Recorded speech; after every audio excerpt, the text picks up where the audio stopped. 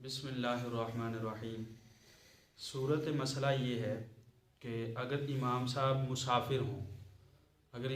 مسافر ہیں اور پیچھے مقتدی کچھ بیچ میں مقیم ہیں، کچھ مسافر بھی ہیں، تو اب مسافر کی اقتدا مقیم لوگ کیسے کریں گے؟ مسافر کی اقتدا مقیم لوگ کیسے کریں گے؟ تو اس کی اقتدا کی یہ صورت ہوگی کہ وہ مسافر کے پیچھے نیت باندھیں گے، لیکن 4 رکعتوں کی باندھیں گے۔ امام کی نیت پر نیت نہیں باندھیں گے، کیونکہ امام صاحب تو ظہر، عصر اور عشاء میں 2 رکعتیں پڑھے گا نا۔ اگر مسافر ہوا تو 4 تو نہیں پڑھ سکتا، تو ایسے۔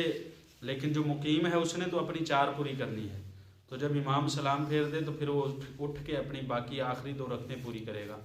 لیکن ایک بالفرض ہے، مقیم آیا، جو بندہ مسافر نہیں ہے، مقیم ہے، لیکن امام صاحب مسافر ہے، اب اس کی 1 رکعت نکل گئی، جماعت سے 1 رکعت نکل گئی، اب وہ اپنی نماز کو کیسے پورا کرے گا؟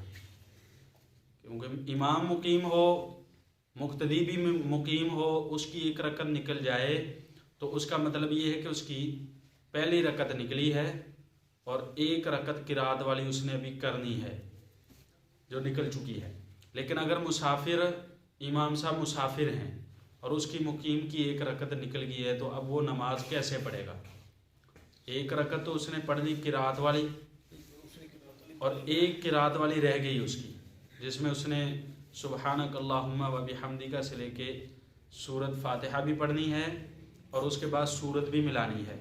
اب وہ 2 اس کی ایسا ہے کہ اس کی دوسری رکعت امام کے ساتھ اس نے اپنی پڑھی ہے، دوسری رکعت۔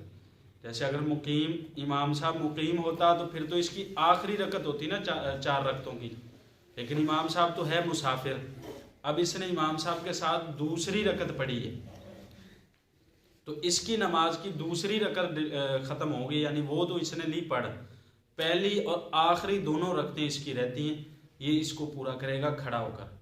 پہلے پڑھے گا، پھر یہ قاعدہ کرے گا، تشہد جس کو کہتے ہیں، اور اس کے بعد یہ 2 رکعتیں اپنی پوری کرے گا نماز کی۔ سمجھ میں آئی بات یا نہیں؟ ہاں، کیونکہ مقیم کے مسافر کے اوپر تو 2 ہی فرض ہیں، تو اس نے تو پہلی اور دوسری پڑھنی، تو مقیم نے اس کے ساتھ دوسری رکعت پڑھی ہے۔ اب مقیم کی پہلی اور آخری دونوں رکعتیں رہ گئی ہیں، تو وہ کھڑا ہو اور سب سے پہلے پہلی رکعت کو ادا کرے، پھر تشہد پڑھے گا اور پھر بعد میں آخری دونوں رکعتوں کو پڑھے گا۔ ٹھیک ہے؟ اللہ حافظ۔